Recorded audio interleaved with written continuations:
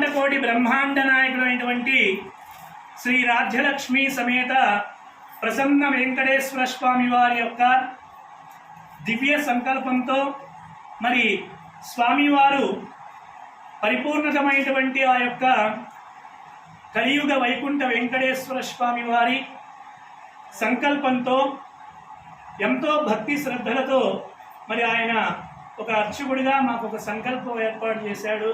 అయ్యా, దివ్యమైనటువంటి మీరు ఎన్నో దీపోత్సవాలు, వసంతోత్సవాలు, ఇలా చక్రస్థానాలు ఎన్నో చేస్తున్నారు.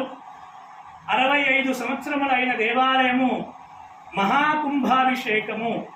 అసలు ఈ మహాకుంభాభిషేకం ఎందుకు చేస్తామండి అంటే, మరి దేవాలయంలో ప్రతిష్టా కార్యక్రమం జరిగేటప్పుడు ఆదిశంకర భగవానుడు కానివ్వండి, రామానుజుల ఆళ్వారు కానివ్వండి, కులశేఖర ఆళ్వారు కానివ్వండి, శ్రీచక్రంతో స్వామివారి యొక్క ఆ యొక్క పాదాలు చాటున శ్రీచక్ర ప్రతిష్ఠ చేస్తారన్నమాట. అప్పుడు ఆ ప్రతిష్ఠ చేసేటప్పుడు ఐం క్లీం హ్రీం వం విం క్లీం ఇలా బీజాక్షరాలతో దేవాలయము, గ్రామము అన్నీ కూడా సుభిక్షంగా ఉండాలి.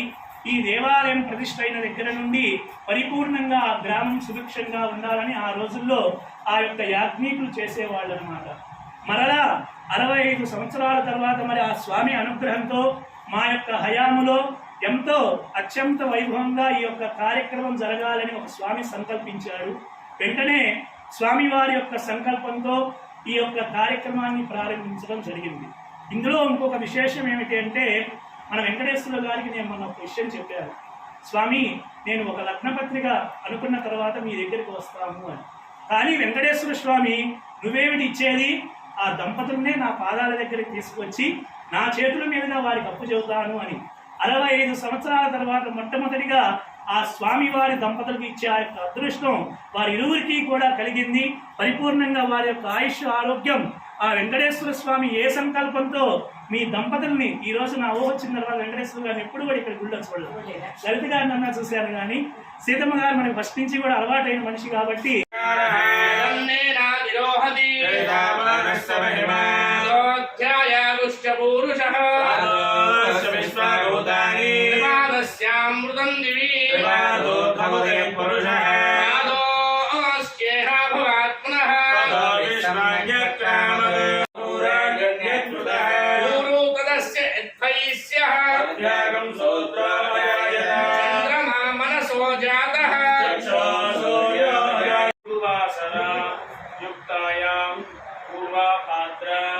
नक्षत्र युक्तायां शुभवासर शुभनक्षत्र शुभयोग शुभकरण एवं